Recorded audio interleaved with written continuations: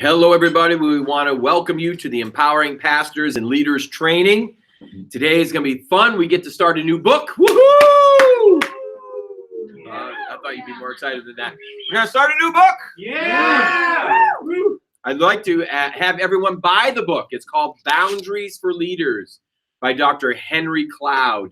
It is an excellent book. You're going to love how we're going to break it down and just bring a more forceful ability to bring results. How many of you want to see results in everything you do? I do.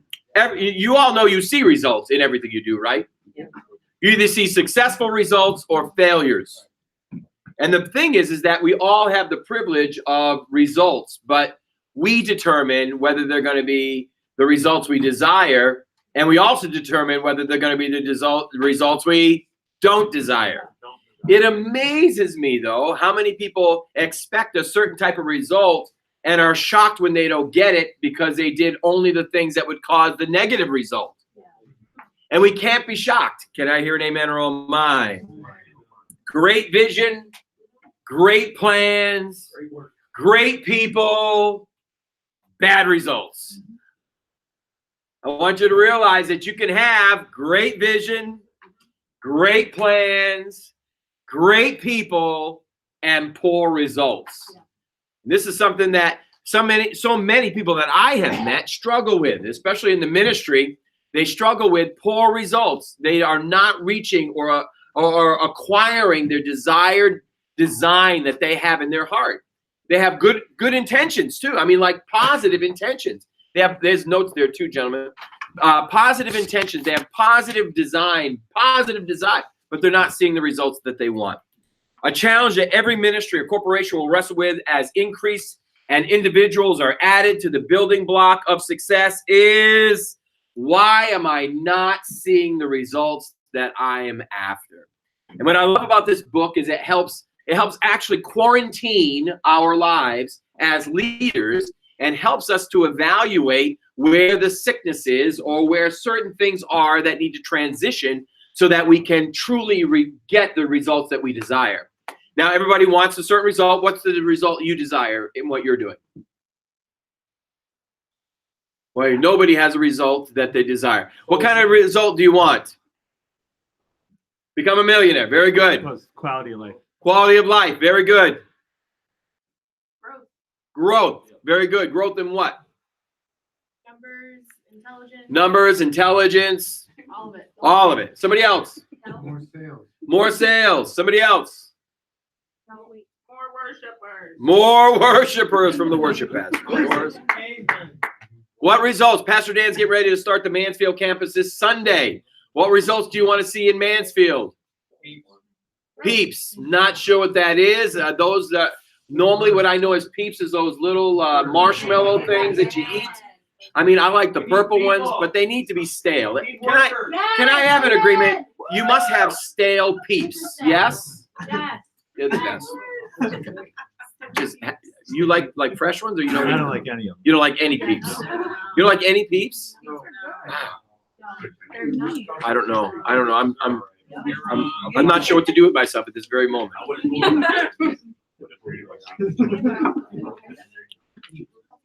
Anyway. Can you identify? We're going to go through a list of things. Can you identify any of these issues or frustrations in your ministry or your organization? Results. Number one, results are less than the combined talent should be producing. What that means is you have a bunch of people that are highly qualified and their resumes declare their skill sets, but yet you're not seeing the results. They're not producing for you. Number two, negative thinking and negative outlooks take root, and people sound like victims of the economy, the market, or someone else's actions. Number three, one or two people have too much power on a team or in a department, which allows dysfunction to seep into the rest of the team. Number four, speed is absent as plans and decisions lag in a sea of desired but difficult to nail down consensus. Number five, the culture tolerates mediocrity or even poor performance. Number six, people and teams are focused on what truly drives results. not focused on truly what drives results. How many of you have seen that before? Gifted people, but they're not seeing results because they're focusing on the minors rather than the majors. We see that a lot in Christianity, which is extremely sad, where someone should be accelerating in their walk and their intimacy with the Lord, but they focus so much on the small things and not focusing on the larger importance, which is relationship. Number 7, pettiness and blame games replace healthy problem solving. Number 8, communication in teams and departments happen in the meeting after the meeting. Woo. Instead of a face-to-face with all stakeholders present. Always remember, anything done in secret is sin. Whoa. Say it one more time. If you're doing anything secretively in that behind or after the meeting, you're wrong. You're wrong. Number 9. Even though people have bosses and performance reviews, accountability is not truly being exercised. Remember, accountability is not saying you're accountable. Accountability is submission to the one that you are accountable to. Number 10, execution is not swift, and being late in launches or other deliverables has become the norm. Celebrations, number 11, celebrations of wins is not as regular as it was or as should be. Number 12, morale. What's morale? What's morale? Satisfaction of the people. Satisfaction of the people. Energy of the people. Environment. Environment. Attitude. Attitude. You can tell when there's a bad morale. Isn't that true? Yeah. You can literally feel it in the air. Never mind the words. Morale is not where it needs to be. Number 13, the business feels scattered and not focused upward trajectory. Number 14, competing agendas abound and never quite come together. That's something we dealt with a few weeks ago in one of our staff meetings, that there are to be no silos. Everybody knows what a silo is, right? What's a silo? What's a silo? I'm on a farm, right? Right, on a farm. Very good. What's a silo? It's those tall storage things. Very good, storage things. And the problem is having all different silos, and if they're all by themselves, then they are not working together. Number 15, some leaders and bosses in the organization build great teams and develop great people, but others don't, creating an organization that looks like a crazy quilt of inconsistency and uneven results. If you're experiencing or are in the least frustrated concerning one or more of these categories, you are in an excellent place to move forward. Isn't that good? Let me ask you a question. How many of you see, just name the number, you don't have to read it, one that you find, whether it's in your department, your ministry, this ministry, or in your business, name one that you find that you would like addressed. What is it? Which ones? We're rereading, sorry. Notes are up here. Number 5. That last note was this there. Yep. Very good. What is it? Number 5. Number 5. Number 1. Yeah, number 1. You're not allowed to give me more than one. Oh, sorry. I was speaking for the large one. Okay. What other ones? Well, when you're dealing with people, aren't you you're trying to work on all those things? Trying to work on all of them. But which ones do you find is the most struggling within the organization? Hard to say. What's that? Hard to say. One. Hard to say one. And that, especially when you're dealing with the amount of people you're dealing with. How many people do you deal with? I don't know. I think I have around 70 employees. About 70 employees. So you're going to find a lot of these holes. Right. Right. Especially with the type of business that you have. 15. 15, number 15. Number 9. Number 9. Number 9.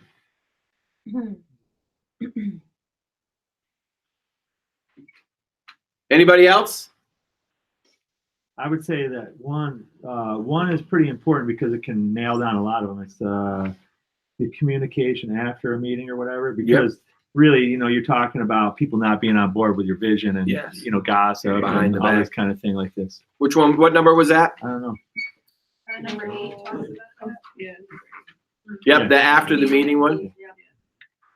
Okay. You see 7 a lot? Not here, but like in my job outside of here. Okay. I see that a lot. So let's talk about 1. Someone saying 6? That's what you see a lot of, Brother Henry? Yeah. Excellent. 13. 13.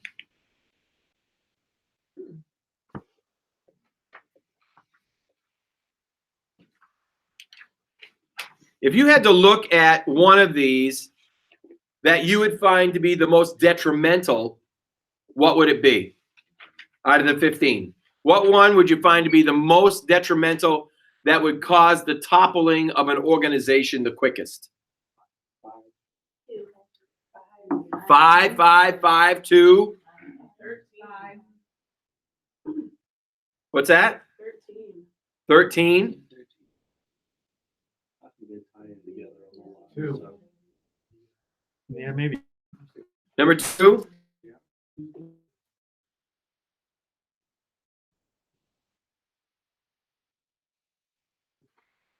So if you were going to be the leader of an organization and number 2 was there, how quickly would you move or not move on number 2? What do you mean by move on it? Take Start to action. fix it. I think number 2 is really important because it's going to affect every. You need to talk a little bit louder. No one can hear you. I'm sorry. I think fixing number 2 is very important because negative thoughts are going to influence every aspect of a business or a ministry or even a family. Okay. Somebody else want to respond? I think she's right on. Whatsoever man thinketh in his heart, so He is. Very good. So you would find number 2 to be the most detrimental? No, which one do you find would be the most detrimental? I think either number 13 or number 6. Number 13 or number 6? Yeah, because you can have like a super positive attitude, but if you're not focused on like where you're even going, then you can be super happy but not going anywhere. Okay, so you're talking clarity. Yes. that's good. You're never going to be happy if you got negative thinking, though. Yeah, you're never going to be happy if you've got negative thinking. Good. I think it is. For me, it'd be number 2. Number 2? And I would address it immediately, individually, clarifying the vision, Uh-huh. and then seeing where their heart is in the matter. And then you need to determine, is it appropriate for them to stay on the team or not, depending on how contaminated they already are. Well stated, because a certain level of contamination means you cannot retract. How many of you ever had somebody that was so contaminated you knew there was nothing you could do but eliminate them? So are we talking about people with individual issues on your team or how the Both, organization- because what you'll find is it's like a disease. It doesn't just stay with one person. It's catchy. Just like rebellion is catchy.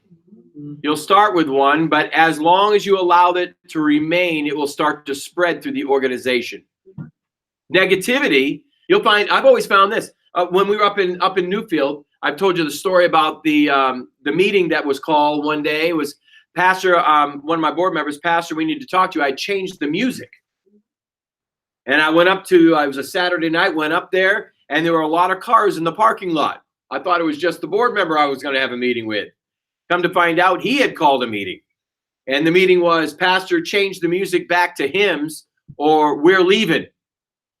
And when you only have a congregation of 100, 30 is a lot. That's 1/3. So I had to make some decisions. And that was, I stood still and stood strong because I knew that's where we were going. But still, it was very difficult. What I found out was nobody believed there was a problem with the music until the one guy started going from house to house and started telling everybody how bad the music was. So you'll find negativity plays an enormous part in the dysfunction and destruction of an organization and a business and even in a family. Anybody else? Any thoughts on that? There's a need for us to make sure that we establish boundaries.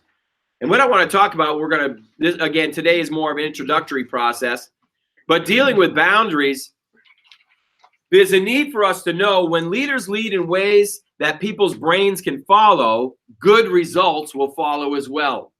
Now we know that. That's biblical. That's not just something we say. That is the Bible. How many believe the Bible is true? Very good. The Bible says, Habakkuk chapter 2, 2 and 3, then the Lord answered me and said, write the vision and make it plain. Everybody say plain. Plain. Now remember, we talked about the 4 F's. It's not an abnormal. Somebody could move aside so that Brother Dave could get in there too. The 4 F's are what? Fogginess, frustration, fatigue, and flirtation. So say them with me. Fogginess, frustration, fatigue, flirtation. One more time. Fogginess, frustration, fatigue, flirtation. Those are the 4 F's. When you don't make it plain, that means it's not clear to those who are running. You're going to find the Bible says that they can't run. But when it is made clear and written down on tablets, they will run. For the vision is yet for the appointed time. But in the end, it will speak and it will not lie, though it tarries. And that's the big part about clarity. If you're clear, at least they know you're going somewhere.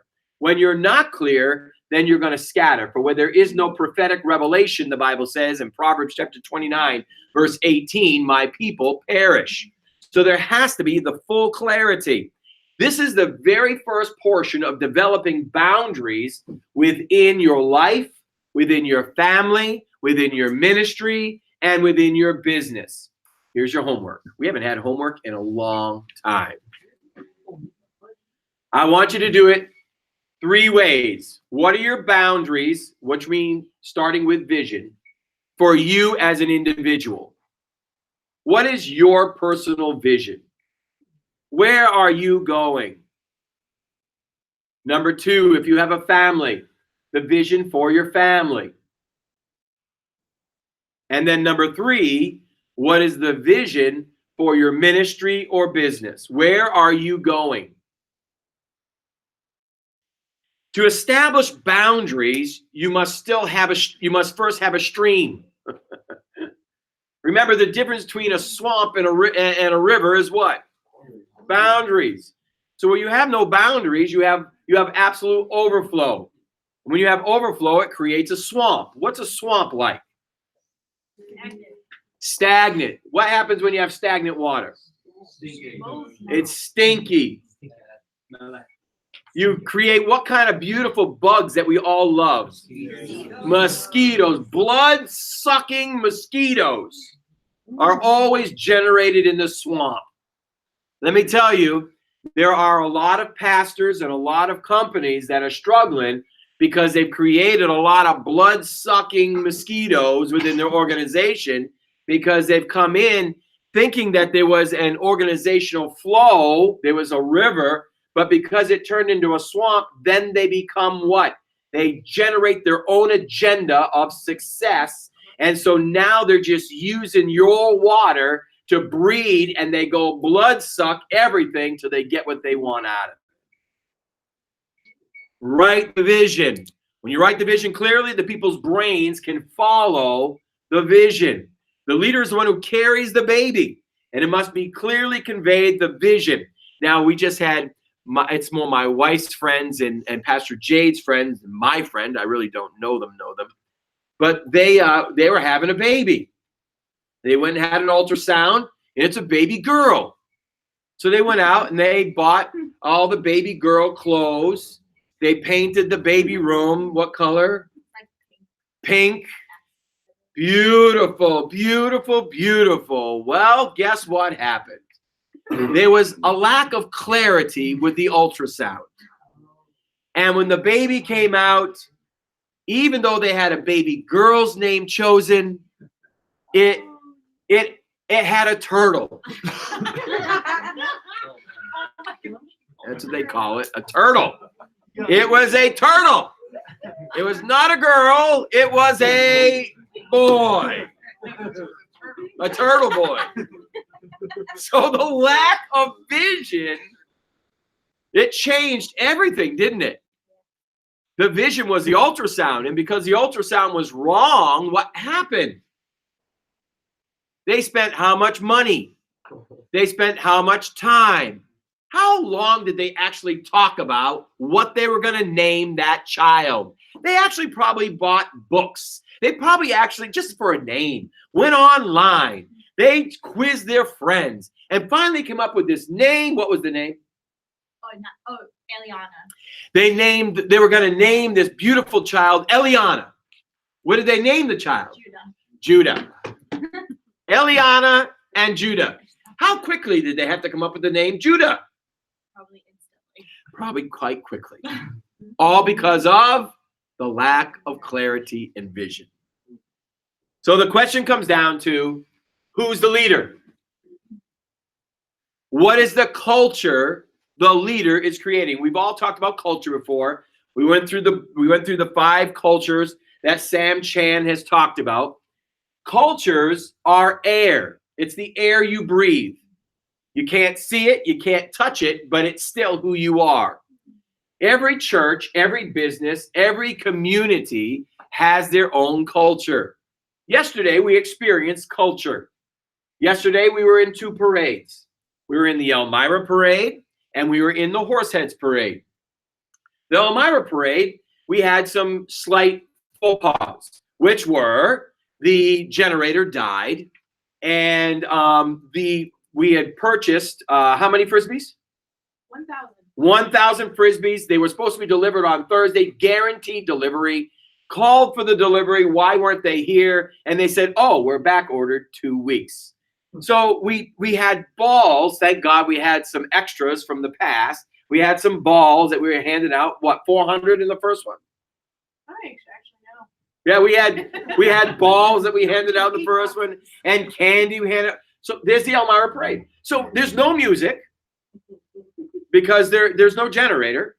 We had to go buy one. And so we're walking and just waving at everybody, handing out candy, throwing as few balls as we could because there's probably about 8,000 to 10,000 people at those kind of things. And even if you had 400, there's not a lot of balls to throw. But you know what? The people were so friendly. They run up, Pastor, how are you? And they're laughing and they're joking. And you're saying, Happy Memorial Day. And they're shouting back, Happy Memorial Day, waving, smiling, happy. That's the culture. Then we got to Horseheads. We had great music. They were singing, God Bless America. Thank you. A little girl was quoting, doing the Pledge of Allegiance. It was cute. We had all of the balls. We had tons of candy. And people, we're smiling and laughing and handing out invitations. And I'm walking by and I'm going, Happy Memorial Day. And they're looking at me like this. I'm thinking, okay, Happy Memorial Day. And one person might go, but man, you did not have the face of smiles. It's a different culture in Horseheads than it was in Elmira. Yeah. Amazingly enough, culture in a community is created. It is created by leaders. Cultures within a church are created by their leaders. Cultures within a company are created within their leaders, whether it be high-level leaders or even managers of local stores. Each culture is being generated. And the culture is generated only by leadership. Now, why are we talking about culture? Because it has everything to do with the boundaries. The boundaries that you and I create as leaders determine the clarity of the vision, where we're going, and also declare the culture that we're going to create within the communities of our church and our businesses. I just go through these quick cultures. I think I love just going through them. I go through them often personally because I want to make sure that our church is in the right direction. There are 5 cultures that Samuel Chan talks about in his book called Cracking Your Church's Culture Code. If you are online, your notes will be available at empoweringpastors.com if you didn't get them by email already. But I want to remind you that all of these trainings and all of your notes, you can go to empoweringpastors.com, and there is a link for you that you can get all the notes for free, as well as you can go and rewatch these trainings. You have number 1 called the inspiring culture. There are 2 good, 1 medium, and 2 bad cultures. The inspiring culture is the number 1 culture to generate within any organization. The leaders give clear direction, but are not authoritarians.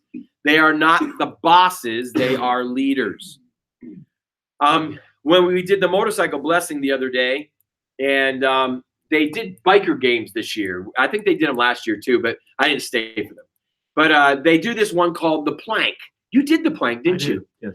And he's really good. And you shot out 2 planks. I did. Out the back of the bike. Yeah. Shoot. And I'm driving my motorcycle. Oh, what's a plank?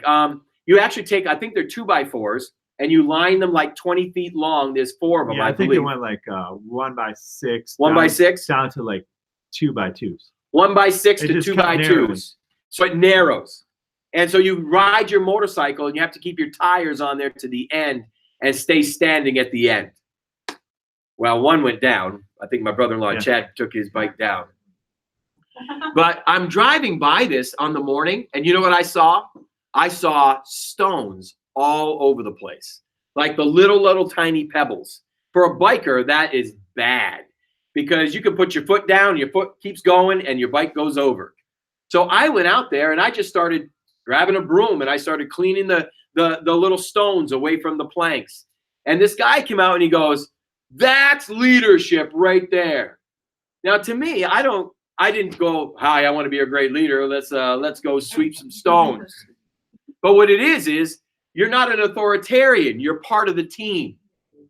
Now, there is a level of responsibility and a level of authority, but you are still part of the team. And this is where you are not an authoritarian in an inspiring culture, but you are part of the team. Number 2, leaders create and maintain an atmosphere of trust and respect. Number 3, people believe that what they really do matters. Number 4, the ministry or business has high but realistic expectations. Number 5, creativity is rewarded. Failures are seen as stepping stones or growth. Number 6, there are few, if any, turf wars. Top leaders retain or replace those who cannot provide a positive ministry or work environment. There's a powerful unity and synergy between relationships and the overall goals. The ministry or company invests much in creating and building healthy team. Number D, the letter D, sorry, number D, very good. The leader celebrates the successes throughout the ministry. And letter E, these ministries are a magnet for people looking for jobs. So you'll find that this is the number 1 culture to create. Now, I want to ask you, if you are a ministry department head, or you own your own company, or you're in a ministry pastorally, I want you to evaluate your company this week, and I want you to ask yourself, am I an inspiring culture? Are the people, do I line up with these? Is this me? Now, I hate doing this because this means I have to be honest. You know, we all like to say that we have a good culture. We all like to say that everything is good. Now, you heard me tell the story multiple times about the time that I actually sat down with my team and I said to them, as we went through this book, I said, how many of you would want your child to work at His Tabernacle Family Church? And the only one that raised their hand was my son, Cody. I wanted to fire them all. All of them said they would not let their children work at His Tabernacle because it was such a poor culture. Well, I didn't show it here, but I was really angry inside. My initial thought was, you jerk. You're being paid full time to do ministry and you're complaining. So I tried to do what? I tried to pass the blame off. I tried to put it aside. I tried to avoid what their true perception of the culture was. And what I had to do was embrace. And it was tough. It was a challenge for me. Pastor Dan was probably in that meeting, weren't you? And Pastor Dan said that he did not want his children to work at his Tabernacle Family Church. I was given an idea last week on something a little different than that, but it would work. Good. I can't remember what we were talking about. So it wasn't about culture, but they said, hey, you should do survey monkeys. So every time you have a meeting or every time you want to, so then that way you can get honest feedback. Yes. Because Survey Monkey, if you've never used it, you can use it for free. I believe it's free, right? I'm not sure. It's free? There's a level that is free, and then you can buy additional levels. Level that's free, and then you can actually do surveys where they don't have to worry about whether they're going to get caught or not. My team didn't care. And at that moment, I had to make a decision what I was going to change, what I was going to do. I could fire them all. Yeah, start them all. You're gone. You're out of here. You don't like the culture, bail out. Yes. It has changed. It has changed. For the better. For the better. But the one question that I think the reason why he's explaining this is because it's a learning process just as much for him as it was for us. But ultimately, the question was why? And that was, at the time, wasn't posed. And I think the real question was asking himself why, which is what he did. Which was horrible. Because that means the leader has to create the boundaries, which means the leader has to know themselves. And the leader has to be honest with themselves. And the leader has to be willing to change themselves. Not all leaders are willing to change. You don't like my culture? Get out. You can always hire somebody else. But you're going to have a revolving door. Your greatest level of production is when you have a team that is working together as a well-oiled engine, which means they are usually flowing together and actually over time will about be able to read the other person's mind. You want to be able to create a culture to where they work together in synergy, not in collision. And so we were not an inspiring culture. The next culture is called accepting culture. The overall atmosphere is very yes, sir. Isn't it like, the real key to almost everything change? Everything. Mature guys like me, the code word for old, whether it's in my own life or he's being disrespectful. Don't be disrespectful. It's like, if you're not willing to change, you see it in your own life, you see it in Christendom, especially, and in businesses. People that are not willing to change, they eventually die. They eventually die. That's why a guy's been in the church for 20 years, given his life, but it's only still 30 people because there's no change. Absolutely. So, it's extremely sad.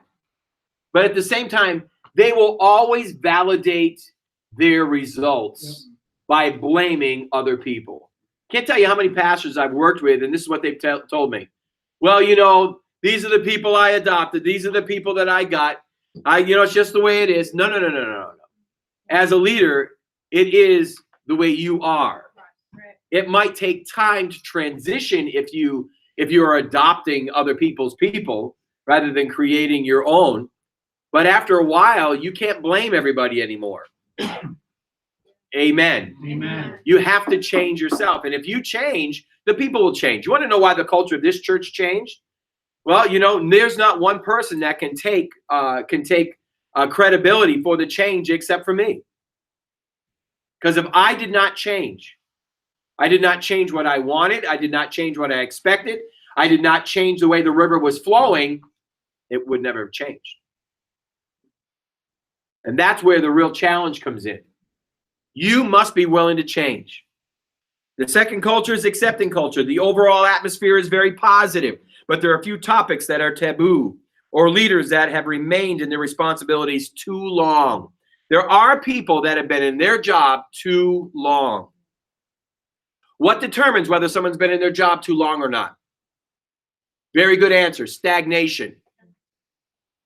Because there are people that ultimately can remain in their job for their entire life and always produce. Those are the people that are, like Brother Henry was saying, are always willing to change and learn and develop. The people that are not will be in their job too long and become stagnant.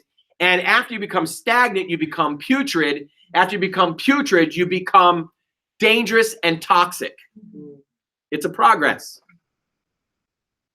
Majority of people over ministries and businesses are supportive of each other. Some difficult decisions are avoided instead of addressing them quickly. Most people's experience is that it is the best environment they've ever worked in, ever. And remember, this is not the top culture, but they still have probably never experienced this level. The senior leaders invest in developing people and culture. These ministries or companies have a strong reputation and people desire to work at these locations.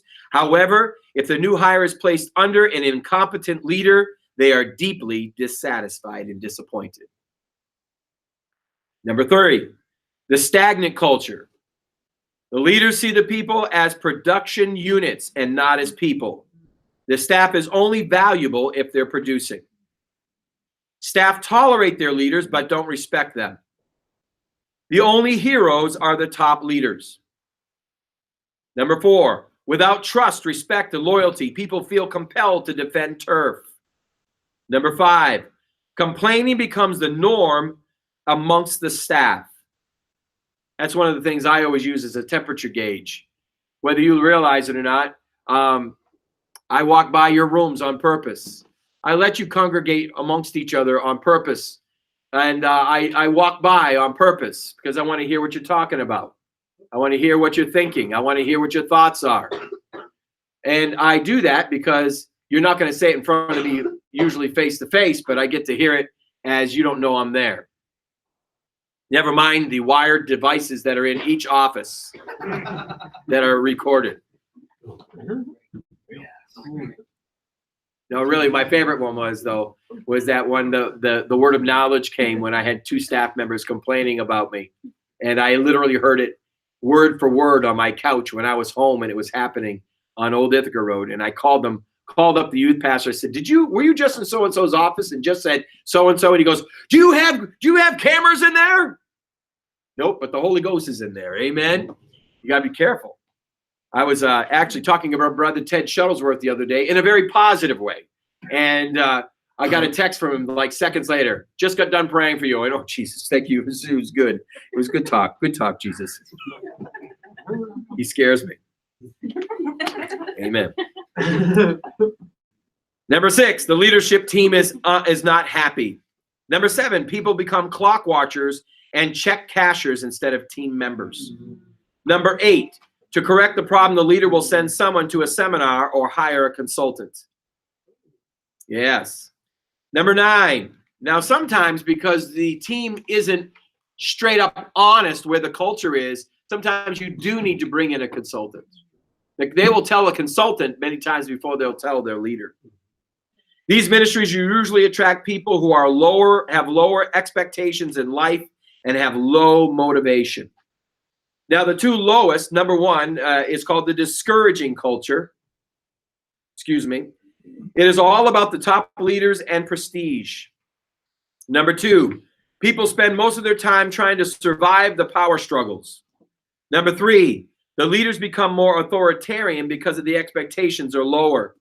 Number 4, when a new vision is communicated, the people do not care, which is not good. Number 5, these ministries or companies draw malcontents and desperate people who cannot find a job anywhere else.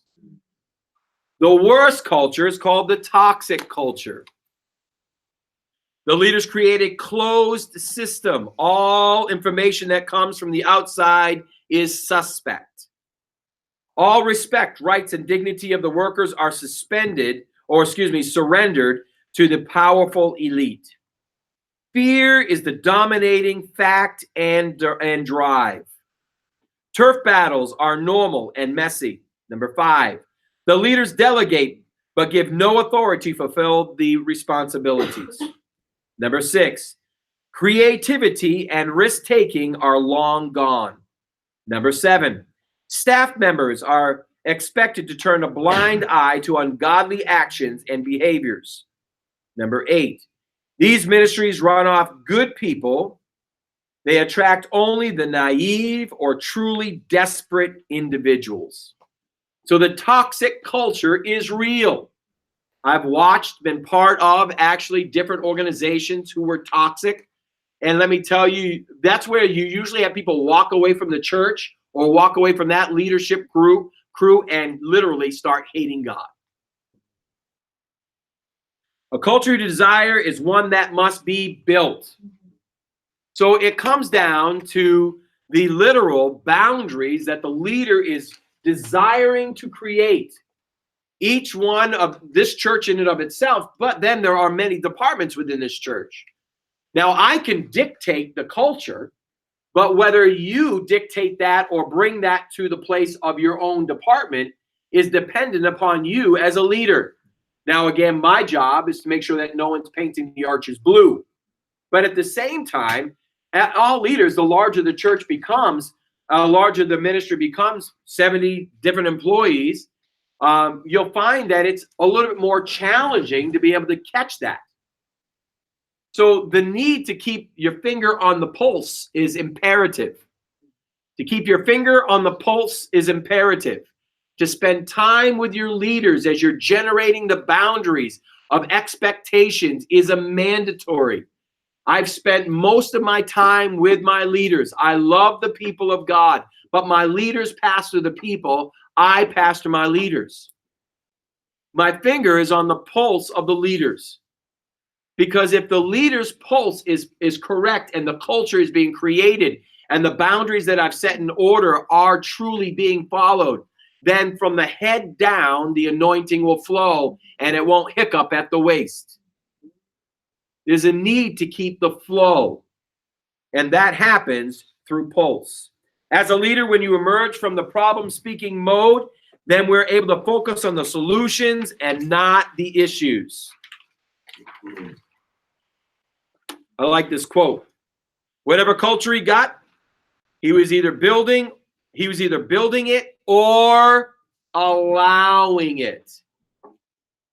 He was ridiculously in charge. That is, totally in charge. And at that moment, he owned it. It was his. It was truly up to him. As a leader, he was going to get what he built or what he allowed. Yes. So this is a pretty complicated thing, culture. Mm-hmm. So, I've been experiencing a shift in our culture within our subways. And so, so you these boundaries, that might be, you might also view that as a framework. Yes. So, my wife is fully on board with the culture that we created. However, our culture has changed. Good, bad. I'm going to say it changed. Okay. And so I'm not involved with our Subway restaurants, Right. virtually at all. And I'm running a development agency out of Rochester, and that's what my focus is on. But my wife is on board with our culture, but our culture has changed. Right. So it's complicated. It's difficult, because you can have. So I'm just thinking about all the stuff you're saying. I don't really have an answer. I'm just telling you that it's very difficult, and somehow you really have to protect that. And so it is a mandatory to protect. And so, one of the things that I can look at to see that is problematic is when you want to really do tests, Mm-hmm. which is something that is part of the culture that I might have. Right. But it might not be what my wife has. Correct. And so when you want to have these little incubators, Mm-hmm. you want to say, hey, Pastor Dan, you want to do this at Mansfield? We'll try it. Right. And we'll see how it measures compared to Ithaca or Horseheads before we adopt it. Right. So when you adopt a change too quickly and you're not sure of the end result, and you do that 4, 5, 6 times, because the whole thing, now all of a sudden you find, wow, this is not even the same anymore. Right. Our culture has changed. We didn't even see it happen, know it happened, and it happened. And now to get back to where we were at is a real huge. It is a challenge. Yeah. You know, like for us right now, we have Ithaca, and now Mansfield is being launched this coming Sunday. But we also have St. John, Canada. We also have Kentucky. We also have West Virginia. We also have Campeche in 2 locations. We also have Merida. We also have Cancun, and we also have Puerto Rico. So for me, I'm talking like we're talking geographical change. But one of the major cultural mandates that I have is that the church is a soul winner. It's a soul winning church. And so like all of my pastors, all of my ministers, what I demanded them when they first started coming on was, you will give an altar call at every single service. Whether you know everybody or don't know everybody, you're going to create. So what we're doing is creating a culture. And what I'm finding is that then I started putting an expectation on that culture. By now, every week, Sunday afternoon, every one of them get the same message. West Virginia, question. Canada, question. They know what that means. That means how many first-time salvations or reconciled people were there that week. Many of them, or I should say a few of them, they started with none. And now they're starting to see reconciliations every single week. They're starting to see, one went, I believe, 3 years without seeing anybody saved. Now they're starting to see more people saved, more people saved, more people saved. Canada, thank God for Canada. They just had 28 people saved this last weekend. So what's happening is we're creating this expectation, and I'm inspecting. What you don't inspect, you can't expect. It's that finger on the pulse process. The challenge comes the more even geographically or even the more busy you are. But the only way to truly check the pulse or make sure that the boundary is in place is to put expectation and, like you said, litmus tests on the different leaders that you have in those positions. And that is the challenge of true leadership. The larger the organization comes, guarding the culture is the challenge. That is one of the main boundaries to make sure that it does not become something that you are not. Because the moment it becomes something you are not, the only question you can have is, what is it actually going to become? And we don't want it to become a toxic. Amen? We don't want it to become that discouraging and stagnant culture. You know, there's that process of creating those boundaries, those expectations, and it is a challenge. It's a challenge for me. This morning, I got off the phone with Canada this morning. I gave them clear instruction that you gave it to them as the church. I think when we started ministering with them last November, there were 20-ish people. Now he has over 60. The room is absolutely full. You can't really put one more person in there. They're at 70% capacity. They just did this outreach this weekend, 28 people saved. And I knew that was coming. So a few months ago, I said, you need to go 2 services. Honestly, he did not want to go 2 services. But I put down the process. You must go 2 services. That his response to me was going to determine whether, and he doesn't know this, and he's probably watching, was that determination whether he was actually going to be somebody that I would continue to speak into his life. Because if he's not going to listen, then there's no way that I can keep that culture maturing and being the same. So now he's in the process of being able to move forward to where now he's going to have 2 services starting this coming Sunday, June 2nd. Great Sunday at his tabernacle. They're going to go 2 services in Canada, and we're starting a new service, new church down in Mansfield. Going to be a very successful weekend. So here we are. All that was generated by myself to make sure that the culture is positive. Now, what I did with Pastor Dan, because he has part of the infusion of the culture, which he obtained it from me as it flows from the head down, that I gave him a liberty with the monies that were coming in from there to set Mansfield up, to go down and build some relationships. I gave him liberty, not as an authoritarian. I wasn't overlording him, but giving him the ability to go down there and start to generate the culture under his name. Really, it's his name. They're going to see him week after week. They're going to see me probably quarterly, but they'll see him week after week, to where now I'm still the senior pastor, but Pastor Dan is creating the culture as it's flowing from the head down. I gave him all of that responsibility to see what his actions were going to be. Now he knows that. He's known me long enough that he knows I'm giving him that liberty, but I'm still watching from afar because I want to make sure no one's painting the arches blue. The arches are not blue. His tabernacle culture does not have the right to be changed. And I have absolute responsibility, and I'm totally in charge. Boundaries, what you create and what you allow. I want to talk about the allow thing real quickly. And many years ago, we had a worship leader who did not take responsibility well. What do I mean by that? He had some really skilled people on the worship team, and like some of the best in the area, skilled. Practice time would come, and he'd still be running around trying to figure out his songs and trying to get around his sheet music for them. And I started hearing complaints. We come straight from work, Pastor. We don't even go home for supper. We get here for practice, and he has nothing ready, nothing prepared. He's wasting our time. So I went to him, and I spoke some things to him, and I told him that he needed to change. And then I had a man walk in my office, and he handed me a check, $1 million check, actually. And in the memo, it said, full of crap.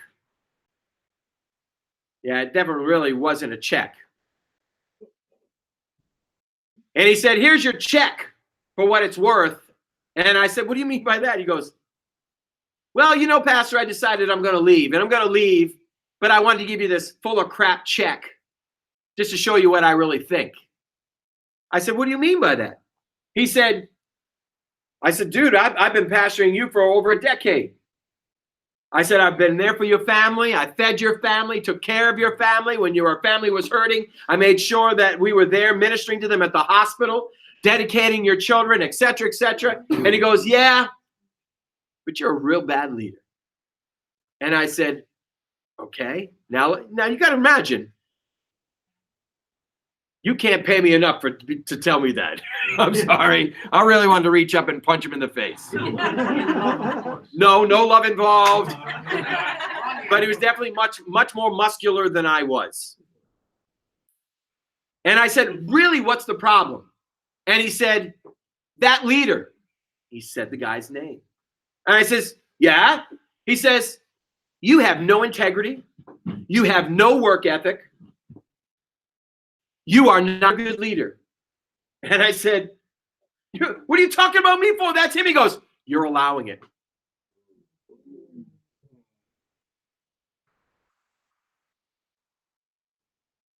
I had to own it. I allowed him to be a leader like that, which created a culture that was anti what I really believed. Your boundaries are what you create as a leader or what you allow as a leader. What is a boundary? It's a property line. It defines where your property begins and ends. If you think about your home on your property, you can define what is going to happen there and what is not. You are ridiculously in charge of the vision, the people you invite in, what the goals and the purposes are to be, what behavior is going to be allowed and what isn't allowed. You build and allow culture. It is all yours. You set the agenda. You make the rules. You know, that situation, though, because boundaries. So that person doesn't know necessarily the boundaries that you were trying to reestablish, maybe on a continual basis. And maybe you were trying to reform that situation and you hadn't quite given up yet. Even though maybe you thought you were fighting a losing battle, maybe you didn't have the other person to replace him. Maybe there's a whole slew of things that somebody Whole is accusing slew. you of has no idea what you're dealing with. No and idea. and then maybe sometimes you make that finally and you say, man, I should have done that years ago. So there's a whole thing that nobody can know what you're going through. The challenge with that is it doesn't change their mindset. And so for me, my greatest flaw has always been, really, my greatest flaw is giving too much grace. Allowing the culture to be run down too long. That was mine. I should have let him go a long time ago. And when I did, I said the exact same thing. I should have done it a long time ago. Right. Sadly enough, it affected my integrity, affected my leadership because I let it go too long. What is too long? Too long is when what happened to me. When whether or not they knew what was happening behind the scenes, they had created in their head a true description of the culture that I created, even though they didn't know the backlog story. I waited too long. And I lost two. I lost them both. When you say you waited too long, I mean, obviously every situation is going to be different, but when is it, not that there's going to be a right time, but taking this scenario into consideration, looking back, what would have been your indicator of this is when I start to make action and transition him out? The moment the professionals came to me and said, he's not ready, he's not on time, he's not prepared, he's wasting our time. Immediately when they spoke that to me, if I'd have known this stuff, I was not trained. If I had been trained this back then and I knew, remember, you only know what you know. When I knew, if I had known this back then, I would immediately have terminated it. And I would have, because I had already allowed a culture to be created within the worship team that was toxic, that was deadly. Most of those people are not on the worship team any longer. None of them are on the worship team now. Some of them are still in the church. But that contamination, that toxicity, which was truly not the vision from the top, I let it seethed into them.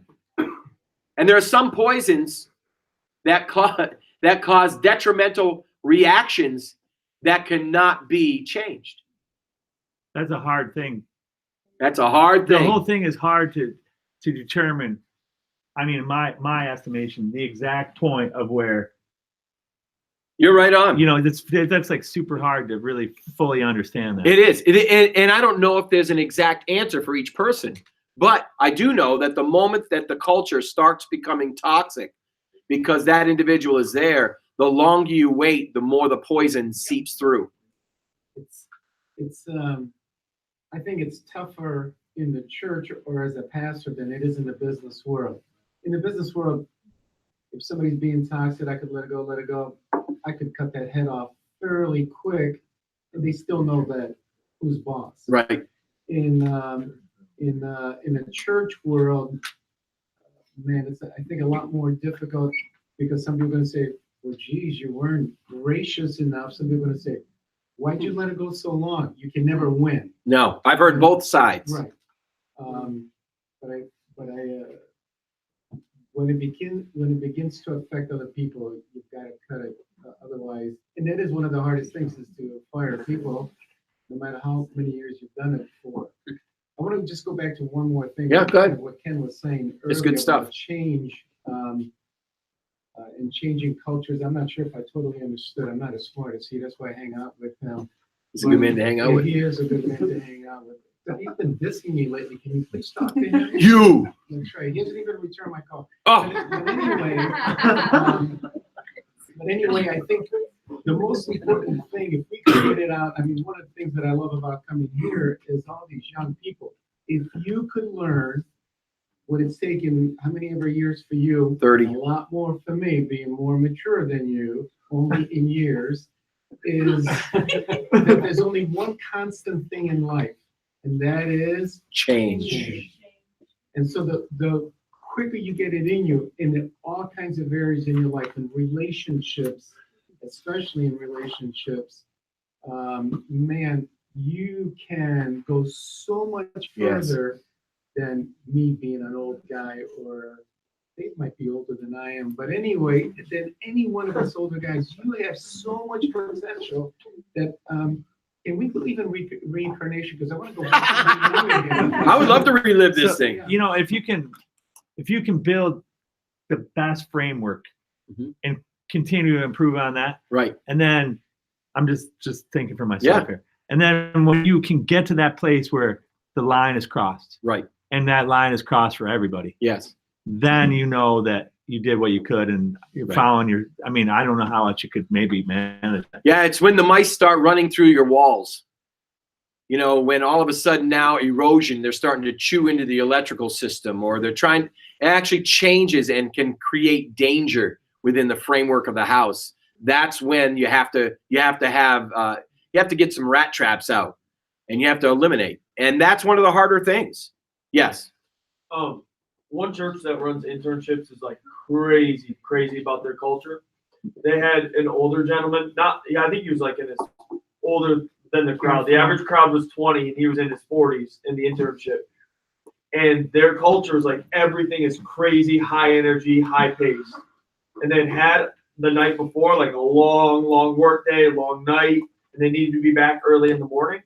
And they had like a charter bus, and everybody was on the charter bus, and the gentleman was sitting by himself, kind of sleeping, being quiet, and they actually called him off the bus and dismissed him from the internship because he couldn't adapt to that culture and wasn't keeping up. That's how like crazy they are about protecting their culture, and they're a ministry of 20,000 plus people. It really is interesting when you start looking into this, because the problem is that the boundaries that are created and or allowed determine the culture that the community will be. And even in this house, this morning, I canceled our 9 a.m. meeting. We usually do Build the Boat with Joel Stockstill on video. Canceled it because, they were all at the parade yesterday. And I loved it. I sat in my office and I'm working. I stayed right in my office, typing up notes and getting things ready for today and finishing out stuff. And all I could hear was laughter. Because that's the culture that I love to have at His Tabernacle Family Church. I want the work to get done. I want it to get done well, but I want you to enjoy what you do. And I've created that culture. That's why sometimes you'll see me come in the office and I'm just going room to room, just laughing with everybody. Most of the time, I do not do any work here at all. I don't. Because if I'm in my room, I can't get work done usually. People are knocking on the door. I'm having a meeting here. But you'll find me usually going room to room. I'm guarding the culture relationally. Because what you allow. I'm almost done. You guys, will you give me 3 minutes, Grace? When my children were young, we shot archery, and I had archery targets in my house. Now, for those who don't know what they are, they're foam-sized targets that look like an animal. So you got a deer target, you have this target. We had this one target, and Cody had a friend over, and the friend came and he broke 2 or 3. Oh. That's not true. Oh. Broke 2 or 3 of those foam targets. Now, let me tell you, back then at His Tabernacle, I wasn't making anything. So, I mean, it took me a lot to buy those targets. I bought those targets because that's what me and the kids did together. So when this kid broke those targets, I looked at him and said, "You're not allowed back. You're not allowed back." I wouldn't allow him back in my house. I wouldn't allow him back in my He didn't yard. break him by accident. He didn't break them by accident. He broke them. Off he went. And not too long after that, I don't think it was days, I got a call from his dad. "I heard what my son did. He'd be paying you back." then it's not allowed in my house either. There are certain things that are allowed in your house, certain things that are not allowed in your house. Some of your houses I can come in with my shoes on. Some of you, I got to take my shoes off. Some of you, I could go to the refrigerator if I wanted to. Some of you, it'd be an absolutely disrespect and dishonor. Everybody runs their house different. And the fact is that you are ultimately totally in charge of the culture as a leader of your department, of your church, of your ministry, and your company. What are you creating? What are you allowing? It determines your culture.